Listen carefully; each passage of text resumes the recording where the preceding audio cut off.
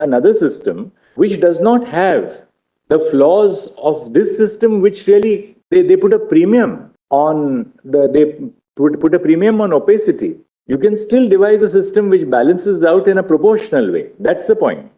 I'll just how it is to be done is for you to decide. I'll just we will not go step into that arena. That's no part of our function.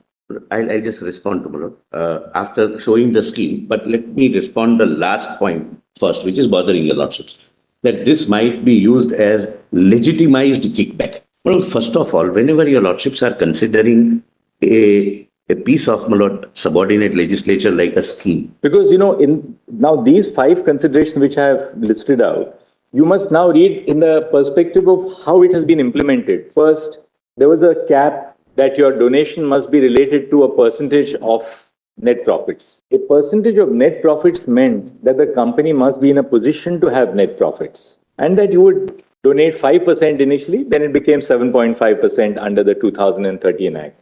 Now what have we done?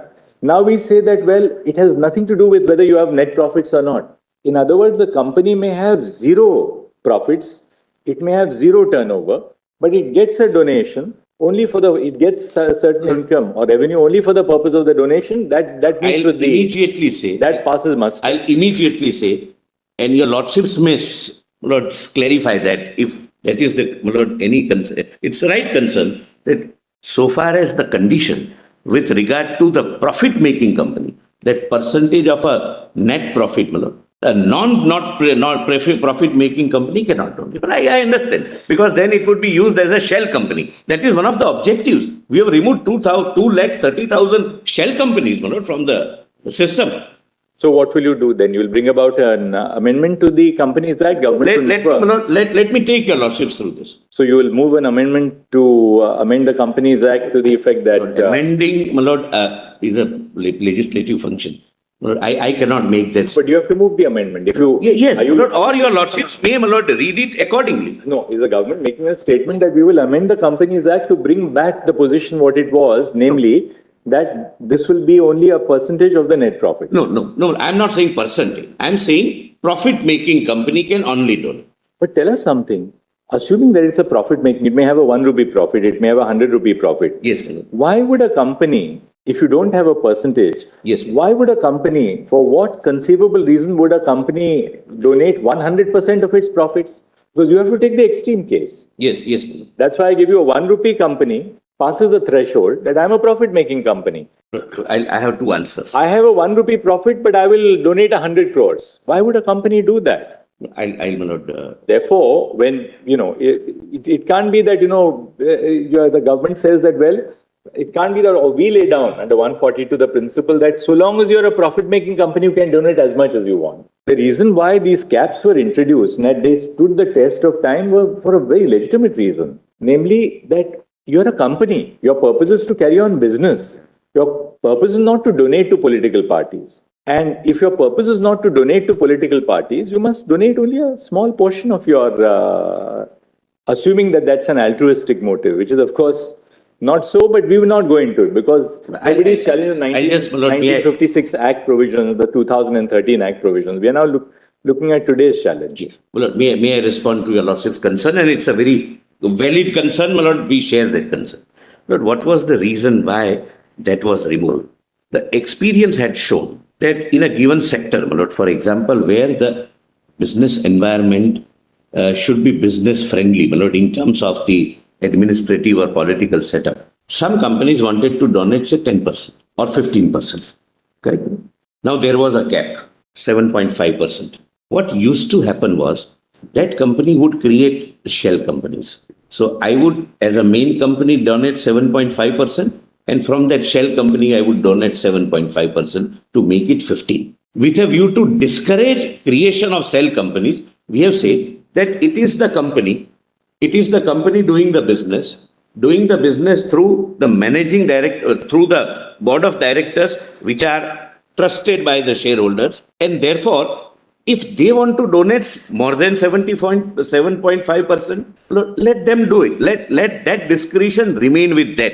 As a government or as a parliament, it's none of our business to prescribe that ceiling. They don't use more than 7.5%. That was the purpose. The purpose was to disincentivize creation of shell companies to do what they wanted to do. But now you do it. But that you Number two. you can disincentivize Number two. that Allow me to say. by having narrowly tailored provisions. For instance, that you must carry on business for a certain stipulated period. You must have a certain asset base. You must have a certain turnover. These are all, usually accepted yardsticks under the Income Tax Act to prevent a shell company from carrying on activity. That you must have a certain degree of business turnover, capital, assets before you can donate. That makes sure that you don't have a shell company. You can put all these things in place. There's no difficulty. That will obviate your concern of shell companies. I bow down.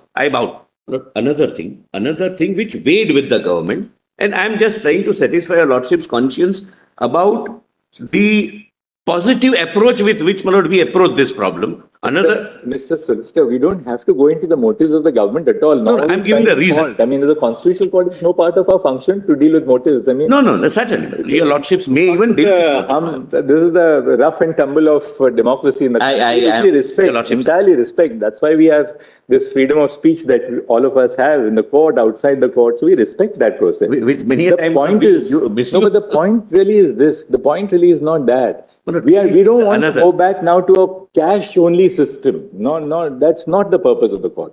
All that we are saying is that do it in a proportional, tailor-made manner which takes care of the serious deficiencies of this. Now, my lord, another factor which weighed with the government while coming out this no cap policy was that if some party wants to donate more than 7.5% and they do not wish to have a shell company also, what would be I'm posing a question to myself, what the company will do. They will not donate. No, that's the first idealistic option. But that was not, that didn't used to happen. What they used to do was, the balance, they want to donate 10%. The balance 3.5% would come in cash. Now at least, if they donate 10%, the clean money comes in the system. Which is not to say that the unclean money is not coming into the system. See, we are in fact going into there are two conflicting rights in a way coming from. One is confidentiality, the other is check on kickbacks or quid pro quo. These are times. I would, my lord, earnestly urge, dealing with a subject, my lord, which is bothering everyone, to start with a presumption that every contribution should necessarily be a part of corruption may perhaps be a wrong way of looking at things.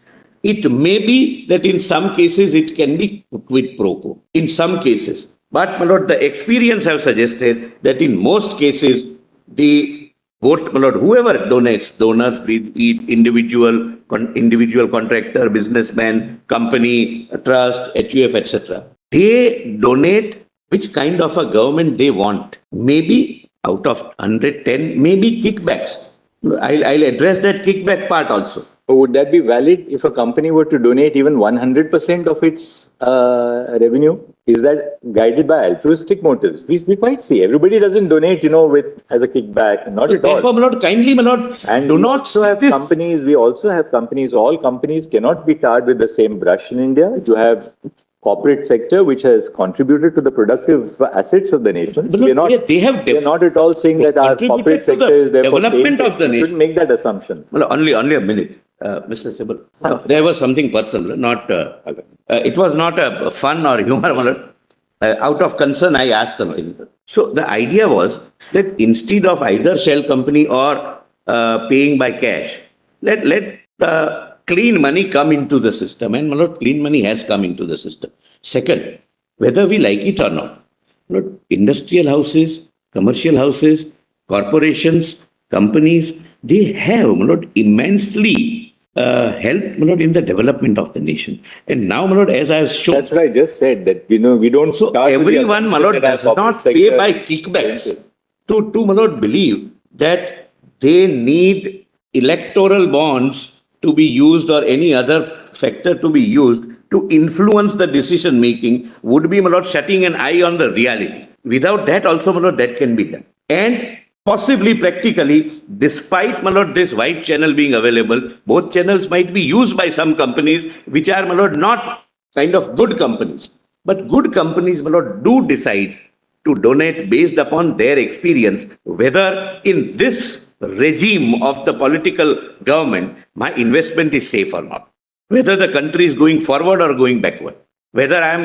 All right, Mr. Solicitor, we now understand this. But Can we do this to sort of to carry the dialogue further?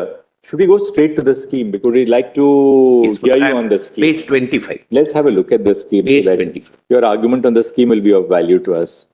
This we have now seen that Because your you lordships made your have- point, no doubt about it. Lord, kindly, your lordships have the challenge to a provision which gives away or does away with the cap. Lord, I have given my answer for your lordships to. I think I am clear. Yes, of course.